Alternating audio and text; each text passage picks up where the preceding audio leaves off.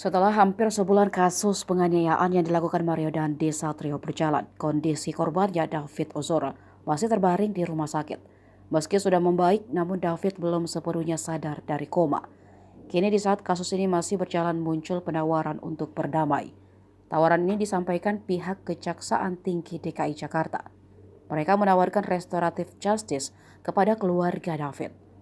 Hal itu disampaikan langsung oleh Kepala Kejaksaan Tinggi DKI Jakarta Reda Matovadi usai menjenguk D di Rumah Sakit Maya pada Kamis 16 Maret kemarin, dilansir dari kompas.com. Restoratif justice atau keadilan restoratif adalah upaya penyelesaian perkara tindak pidana melalui dialog dan mediasi. Meski pelaku penganiayaan yakni Mario Dandi, Shane Lucas dan AG saat ini telah ditahan di Polda Metro Jaya, namun Reda menyebut proses restoratif justice itu masih bisa dilakukan. Namun kata Reda, hal itu tidak akan dipaksakan. Pihaknya akan memberikan keluasan yang sebebas-bebasnya kepada pihak keluarga untuk merespon tawaran tersebut. Tentu saja tawaran itu langsung jadi sorotan para netizen.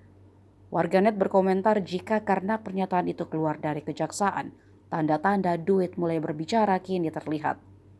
Komentar netizen lain juga mengaitkan dengan safe deposit box milik ayah Mario, Rafael Alun Trisambodo, dan juga harta kekayaannya yang mencapai 56 miliar rupiah.